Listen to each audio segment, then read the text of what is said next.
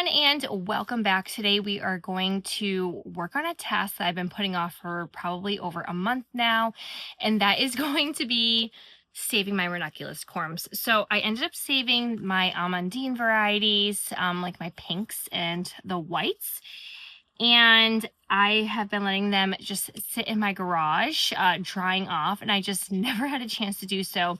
But we are getting ready to leave for the beach this week. And as we were getting all of our beach toys, I was like, oh yes, I remember I saved 3 trays. So if you remember or not, I did have a couple of beds, about a bed and a half or so, where they were supposed to be a white ranunculus corm. And when they started to bloom, they were a cafe variety, which was such a bummer because it wasn't the color palette I was going for. And none of my flowers really went with those.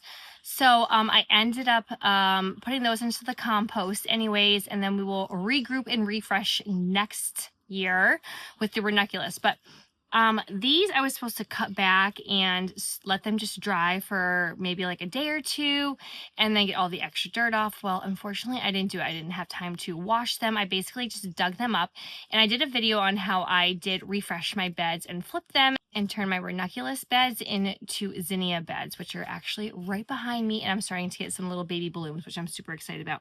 So this is kind of like a Hail Mary right now. I'm not quite sure if it's going to work or not, but I feel like instead of just throwing them away, why not just give it a try? I'm just going to put them in a paper baggie, put them in my unheated basement and leave them there, and then we can see if they will pre-sprout next year. So if anything, they're just taking up some space on the shelf. Oh, and hey, by the way, if you're new here, my name is Christy. I'm located in Western Massachusetts, Zone 6A, and this is my second year selling flowers at my roadside flower stand, and this is the first time I've actually had ranunculus, and I absolutely loved having early blooms. I did have a few of them to make 2 bouquets for my mom and mother-in-law come Mother's Day, but after that they started really kicking off, I would say a week or 2 after Mother's Day, which is a little bit unfortunate, but that's fine. It was just me learning and seeing if I could actually keep them alive and grow them. And if you've been following along, I did have a whole entire bed where I actually left them in my trays and I didn't have time to pot them up individually, and that whole bed basically just died off. Like nothing survived the teasing of the roots and planting them out. I think they were just too stressed, and then with the temperature swings, I didn't get like nearly a bloom, maybe like 4 or 5 from the 50 plus corms that were in that bed. However, the ones that I did pot up individually did really well, and I was able to get probably, I would say, anywhere from like 3 to 4 stems. They weren't large corms by any means. They were on the smaller side, but for my first time trying them out, my customers absolutely love them. So we are going to go and make sure that we order more and maybe a little bit of a bigger corm next year. But nonetheless, I wanted to see if I could save these, and I was really hoping to do this when I actually flip the beds, but again, there's just so much to do, so now we're going to do it. And I was even debating sharing this with you because like this is what they look like right now, and there's going to be a lot more of the soil on them than I would want, but I don't want to wash them off because they have already dried out. So we are just going to save them with all the dirt on them, and then what I'll probably end up doing is next year when I am soaking them, give them an hour or so in my buckets, and then once that dirt loosens off, then maybe I can rinse them out or just keep refreshing the water instead of just letting them sit in this like gross mucky water when we are trying to plump them back up. So I do have a few things with me since I am at a table. I have a tray. I am going to snip off any of the tops.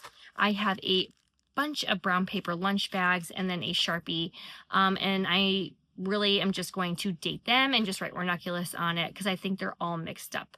I only have 3 trays worth, so this is going to be 1, and as you can just see from, I mean, these were super small corms, but they're all dried up, and I don't want to just chuck them like I did with the other ones, but those were just a lost cause. So I am going to take you along with this and just document so I can see if it works and let you know maybe come, what was it, maybe January or so we started these, and see how they do. So let's get to it.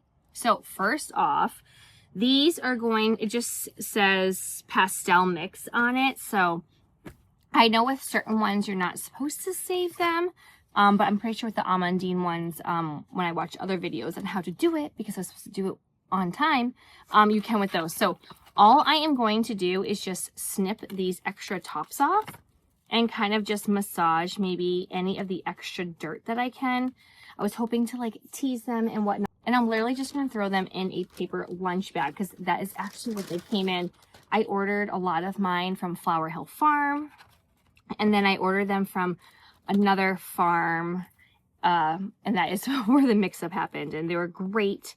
They did give me a credit because it was just a supplier issue. That's what they were marked as when they bought them. And then theirs weren't blooming yet. So I was like, well, that's all right. I am happy to order from them again. You know, things happen, mistakes happen. As I tell my daughter, everyone makes mistakes. So no big deal. So yeah, these are just too dry to try and tear them apart. But I am just going to snip off as much as I can, and we're putting them in. I did get some of the extra dirt off. I just kind of dumped them upside down in the grass, but I mean, they still look good. They're not rotted by any means. So what you're supposed to do, from what I was looking at, is you dig them up, and then you can either rinse them off and wash them, and then you kind of let them air dry, make sure they're out of the sun.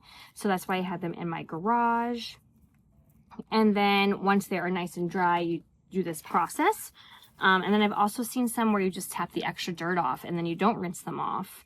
And then you go ahead and do the same thing, put them in the brown paper bags. So different ways of doing it. If you save your ranunculus corms, I would love to hear what has worked for you, especially because I would love to be able to do this more often. So some of them, like there's definitely 2 stuck in here, but I'm just trying to get any of the extra soil off. But I'm just so happy that my ranunculus actually, you know, I kept them alive, because that was a first. Lisianthus was definitely a first for me as well. So I'm literally just trying to massage any of the extra potting soil off. But some of these had spider webs in them, so I'm just hoping that none of those jump out at me, because no thanks. But I'm still able to get quite a bit out, and trying not to disturb any of the corms, like the little octopus legs. Yeah, like one just broke off there, but you know what? It is what it is. But they definitely did multiply, because I can see 2 right here, which is pretty cool, but they're super, super small. All right, and this is literally all that I'm doing. So nothing fancy, nothing special. Again, if you have had good luck saving yours, I would love to know how long that you let them dry for. Do you wash them? Do you not wash them? But yeah, I just wanted to let you know I was doing this. Right now, I'm probably at the beach right now, which is so nice. Yeah, see, like this one. Oh, I guess there are still some. I'm like, I can't tell if it's fully there or not. Yep, there it is. Just a lot of dirt. But yeah, a lot of extra roots and stuff. So, all right. So I'm just going to keep plugging at it. I'll let you know how it ends up looking, how many bags we fill up in just a minute.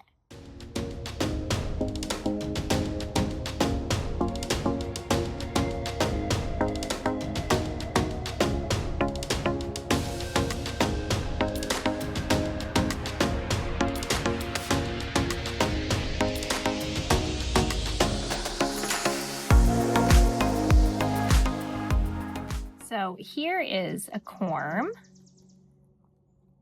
So I'm hoping that it will look okay after, but I'm just going to cut this extra part of the stem off. And then we're going to place it in our bag and hope that it survives. But I am literally just crumbling anything extra that I can get off, so that won't be coming out in the water buckets later. But it's fairly simple, not too tedious. Oh, here's another one. And there's definitely 2 of them maybe there, tangled together.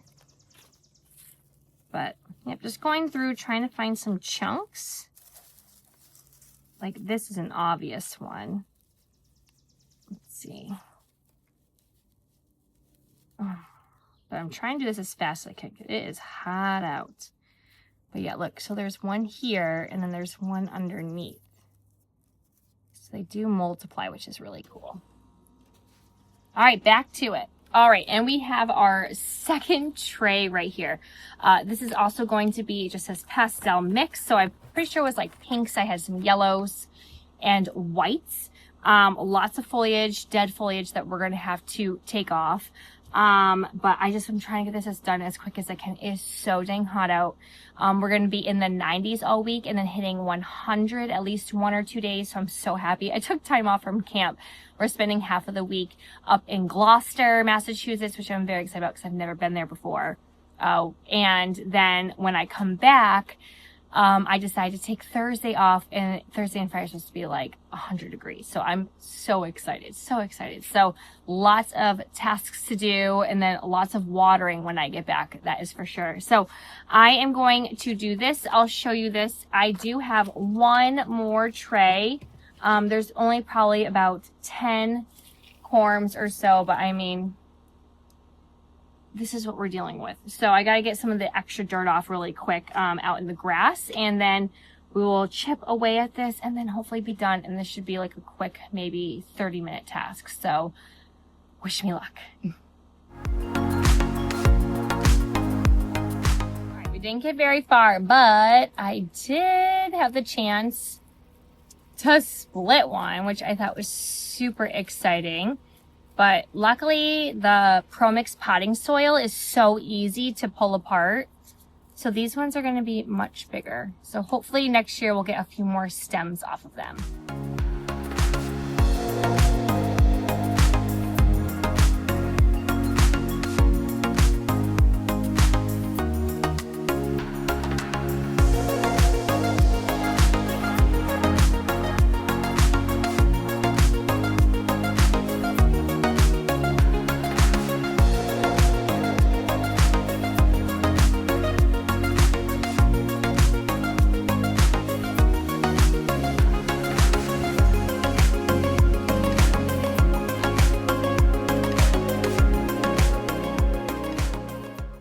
So I noticed that some of them, when I was pulling them apart, they were still a little bit plumped. I'm not sure if I can find them now. Like, oh, this one right here.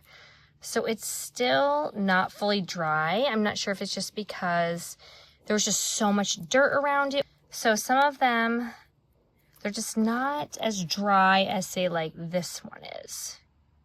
So I'm going to just let them air dry in these trays overnight, and then hopefully they will be okay.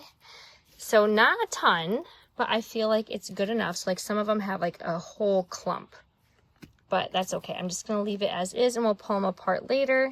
But this is what's going to look like. And then I'm going to put them back into my paper bags, and then I will check on them when I get back from the beach, and hopefully they'll be all fine. And I'll check in through the year because I just don't want them to get all moldy. So we have 2 trays that will be drying in my garage, so they'll be out of the sun. It stays fairly cool in there.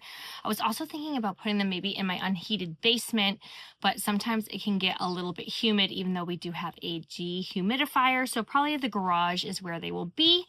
And yeah, we'll check in on them, and then hopefully they will sprout when it comes time to wake them up in the middle of winter. So if you would like to see how this little experiment is going, make sure you hit like and subscribe and hit that bell button, and I will see you all next time. Happy gardening.